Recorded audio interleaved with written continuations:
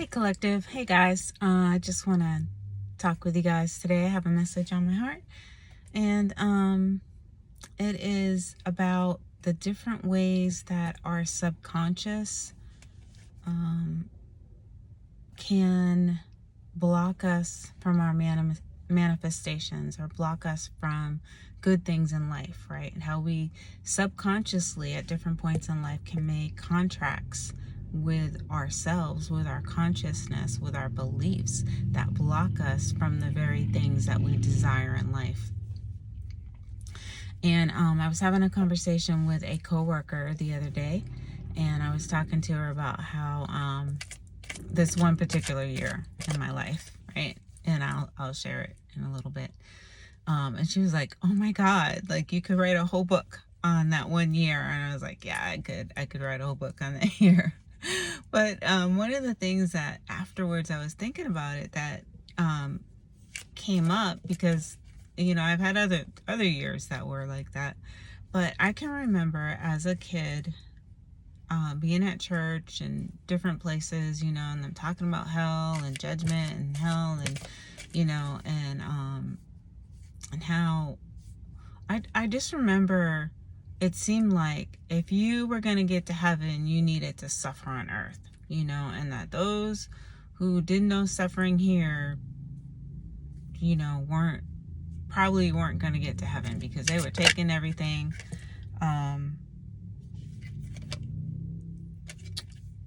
They were taking everything from other people. It was the people who had no sacrifice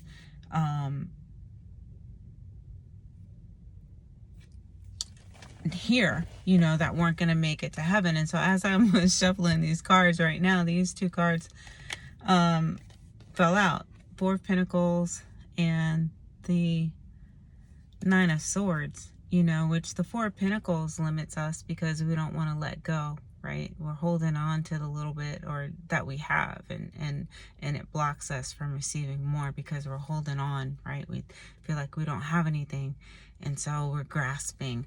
And then the Nine of Swords is all about, the Ten of Swords actually.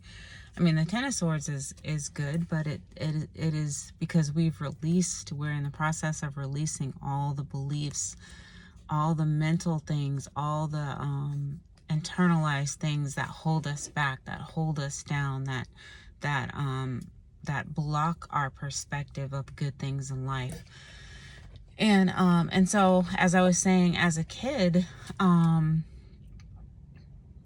I just got that impression that, you could suffer here or you could suffer in hell. And there's always a lot of talk of hell. A lot of talk of hell. A lot of talk about hell, it seemed, in different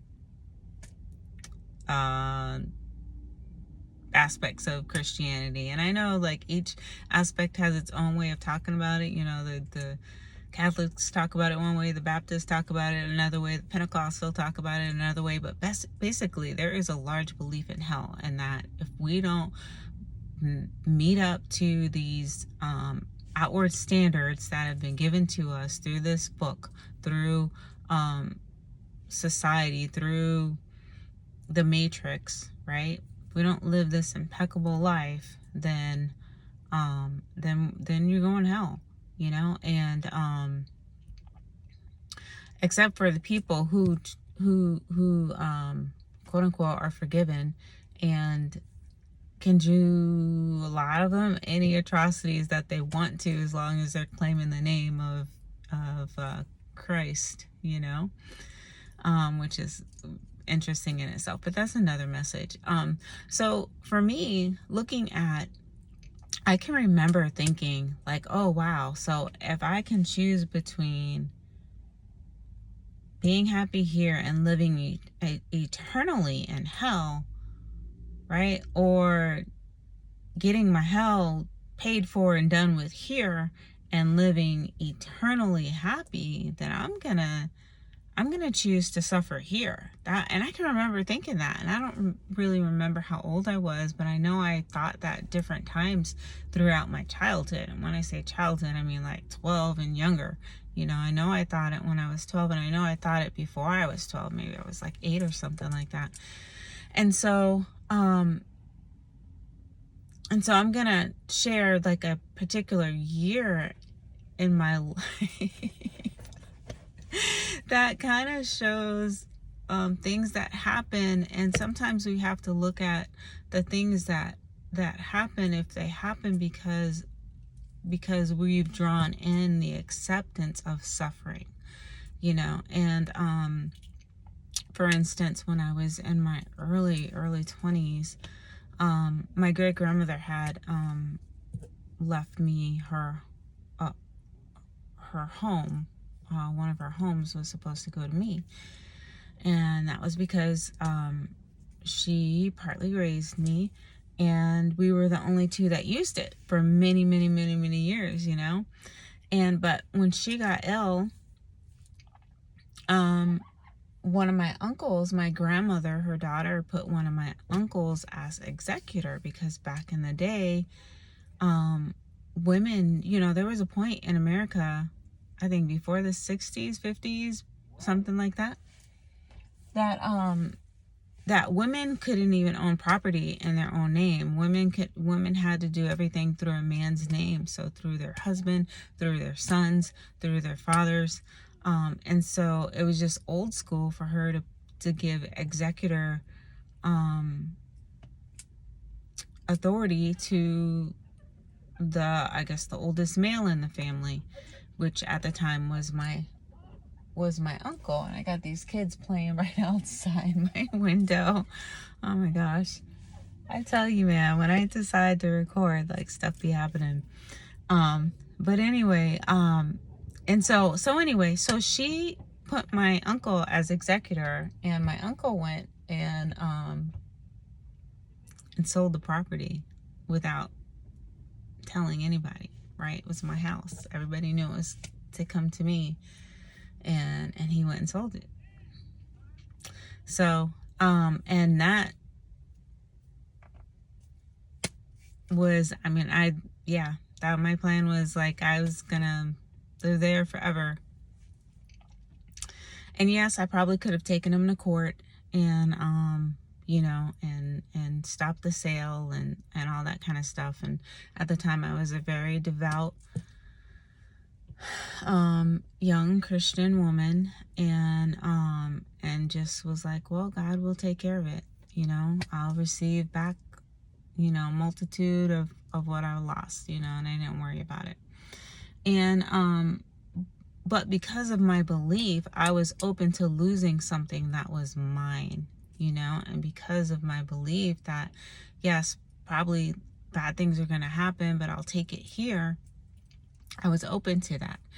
Where if I didn't have that belief and I hadn't kind of signed that contract with myself, then I probably would have fought it. You know, maybe it still would have come up, but I definitely wouldn't have been so willing to be unjustly treated or stolen from. And you know, and so anyway, so some years later, which is this is the year that I was talking to my coworker about, and I was like, yeah, because we were talking about bugs anyway. So I'm a cosmetologist, right? And someone came in the shop and they had bugs. I wasn't there. They had lice, okay? And I've never seen lice. Never seen lice, right? I've taught school. I've taught camp. I do hair. Never seen lice. Never seen a lice in my life. But anyway, so one of our coworkers in the past month and a half, she's done 2 heads of people that have had lice in them. I'm like, oh my God. So we were talking about it. And so I started talking about this one particular year that I had. And because we, my family, my kids and my spouse at the time, ended up renting a home from some friends from church. And we had moved and we hadn't bought a home yet, you know, and stuff happened. And so anyway, so we needed to move out of the place we were renting, and so we moved into their home for a year. They wanted to travel. I don't remember if they were going to China or if they were going to I think they were going to China for a year and then Arizona. So anyway, so they asked us to live with to rent their place and have their teenage daughter who was pregnant stay with us, which was fine because we loved her and she loved us, and you know, that wasn't an issue. You would think that would be the big issue, right? Like, oh my gosh, someone's teenage kid. No, she was great. But so there was an overlap between them moving out, and they were supposed to have been gone and had all their stuff out, and us moving in. And so they had a problem with shipping, because I think they were going to have their stuff moved to Arizona, because they were moving to Arizona after they came back. So they were just going to have their stuff shipped there. And so the shipping didn't happen or whatever. So anyway, so it was like about a week that we were there together, or going to be about a week and a half or something. And so we obviously didn't bring our stuff. We just brought clothes and the family. And so my daughter comes home from school one afternoon, and she's got her bag. She puts her bag on the floor, and she comes into the kitchen, because you could see the kitchen from, you could see the dining room or the living room from the kitchen, you know. And it was a beautiful home, like 35,000 square foot home. I think we were renting it for like $700, right? Because we were taking care of their teenage daughter. And she's like, Mom, some bug just jumped off my bag, right? And then the husband of the couple says, oh, because I was like, what do you mean a bug jumped off? Like, how'd you see a bug? And he goes, oh, that must have been a bed bug.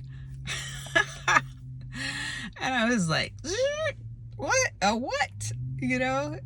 And like, he so casually said it. And we're downstairs in the living room, and there are no beds in the living room, you know? This is the living room.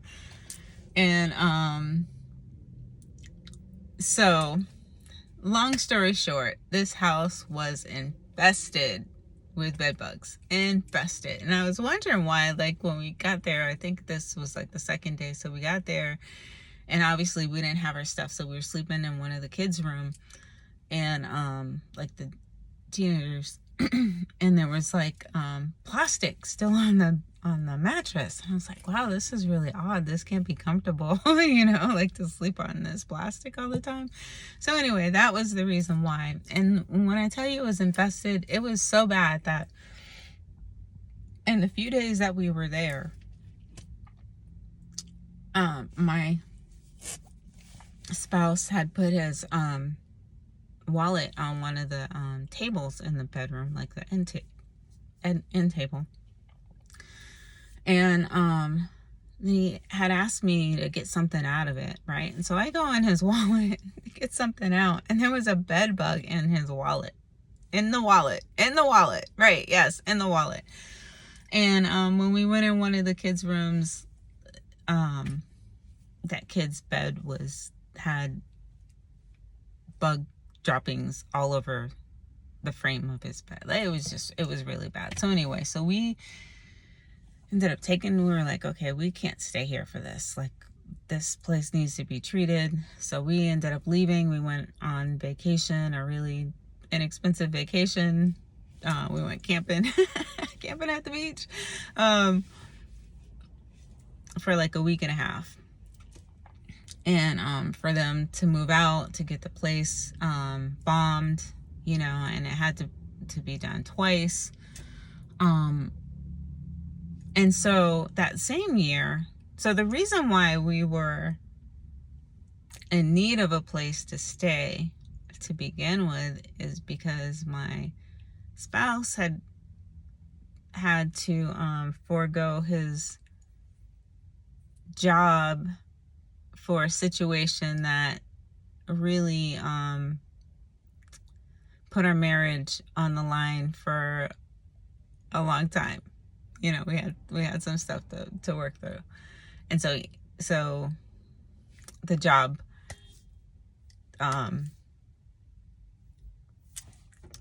anyway, the job ended. So we're moving because there's this job loss, income loss,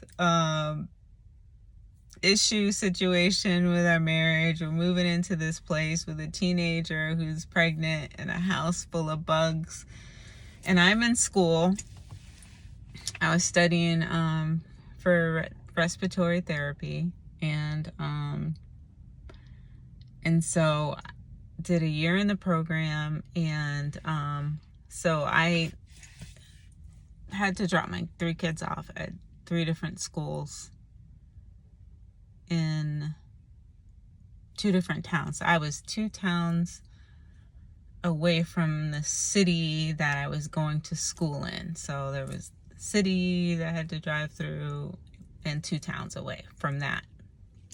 And so between me and the city and where school was, I had to drop the 3 kids off at 3 different schools. And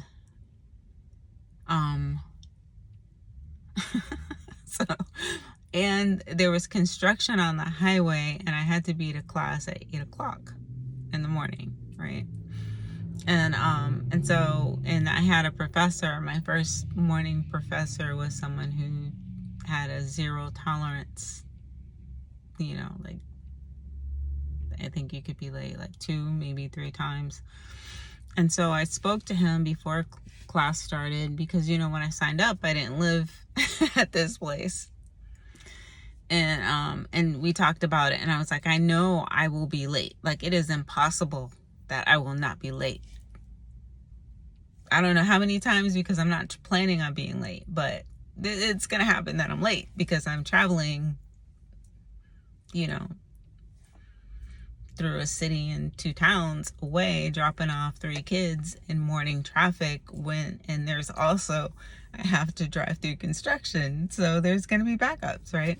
So he said it was fine. It was okay. So I happened to have been late, I think like 5 times. Okay.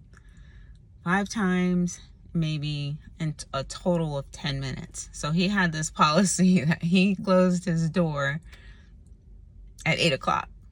You're supposed to be there at 8. The door closed at 8:01. Like 8, like 1 second past 8. The door was closed at 8 o'clock. And so, I talked to him about it before. He said it was fine. I talked to him about it mid-semester. He it was fine, but I never got it in writing. I didn't think to get it in writing. So at the end of the semester, probably like a month before the end of the semester, he ended up getting in an accident and dying. And so the professor who took over his classes had an issue with me because there was something she was teaching and it was backwards, like and I accidentally, without thinking, pointed it out in front of the whole class. And she had an issue with me from that point on, So anyway, so she would not, she was like, well, you were late 5 times. So, the syllabus says, if you're late more than 3 times, you fail, And she was like, well, you can take it to the dean. So then I went to the dean, and the dean referred back to her. Like, I didn't realize that, okay, yes, I can take this to the dean.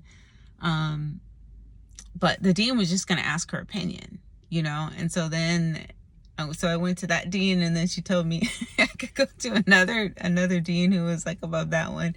And then when I was talking with the second one, I realized, oh my God, she's just like, jerking me around because this person is still going to defer to her opinion. And she has already decided that I don't deserve to stay in this program. Now, mind you, there was another guy in the program who was a fireman.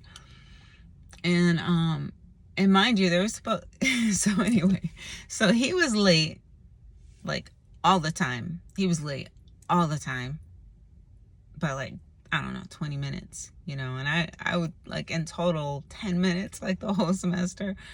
And he was gone for like 2 weeks during part of it. And he was fine. She had no problem with him staying, you know? So anyway, so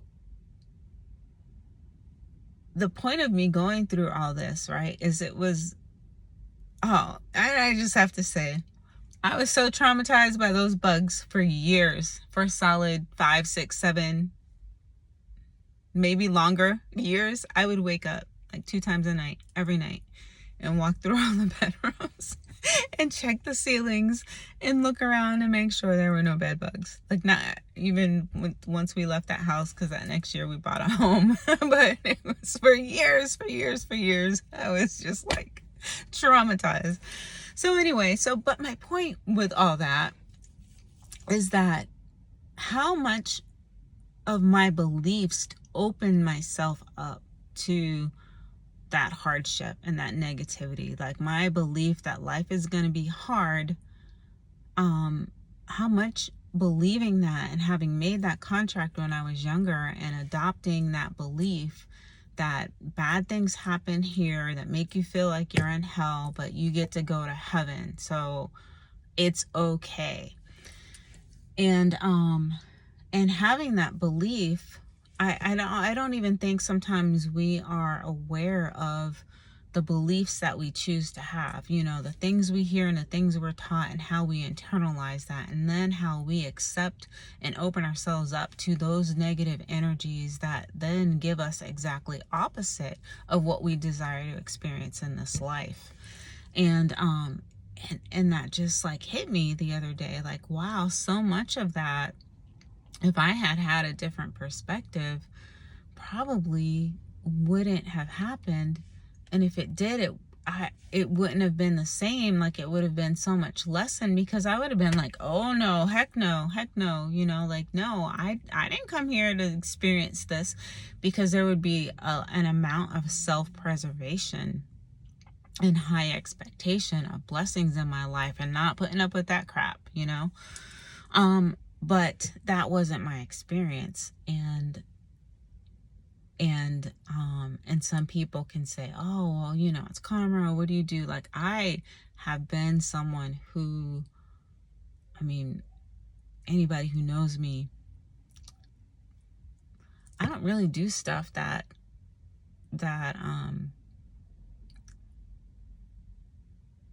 warrants karma like that coming back to me. Even when I was little, you know? And so, but some of that is just our beliefs and our expectations of what should be allowed to happen in our lives and why. You know, if we think it is okay for us to suffer, if we think it's okay for bad things to happen because there's some better reward. My battery is dying. I think I have only a few seconds left or something like that. But anyway, my power. Whoa. Anyway, I had drew 2 cards. I don't know where the next card is. Oh, here it is. Sorry, I just put my head like right in the camera. But anyway, I drew 2 cards. I haven't looked at them yet in the beginning, so we'll see how these fit. One is Temperance, right? And that's our spirituality. It's our connection with the divine. And I think you know, kind of reevaluating what we've chosen our beliefs to be, like, kind of getting to a point where we can look at our life and seeing like, okay, I know I believe this and I know I was taught this, but is this in alignment with true spirituality, or is it in alignment with the divine, with a divine creator who loves us, who loves me, who desires the best for me? Is this belief wise? Is it whole? You know, is it the best for me. And then the Page of Cups. The Page of Cups is like the messenger of love, the opening of love. And I guess if we look at our beliefs and see if those beliefs draw love into our life, not, do our beliefs cause us to love others, but do the beliefs we have bring love into our own lives? Do our beliefs nourish us? Do our beliefs protect us? Do our beliefs uplift us? Do our beliefs grow our love and our joy and our satisfaction and our prosperity in this life, and if they don't, then they're beliefs that we need to reevaluate and let go of and cut the cord of them, so that we can experience heaven here. We are meant, see how his heart is shining out? We're meant to have that experience here in this life and beyond. We are eternal souls experiencing a very short amount of time here in this timeline, in this realm, and it's not meant to be all about suffering. We can change that. We can change that through our actions, so that there is love throughout the world, right, and equality. But we can change it through our beliefs and what we accept in our own lives, so that there is prosperity, love, and joy and light in our own lives. So I hope this encouraged you. I hope it made you laugh. I hope it made whatever hardships you have gone through or maybe going through not seem so overwhelming, because you're not alone, But anyway, much love. Just remember, let's always be looking and seeing how we can clear the blocks that are obstacles that we may have put in our own way, to block us from just all the wonderful experiences we are meant to experience here in this life. So much love to you. I'll talk to you soon.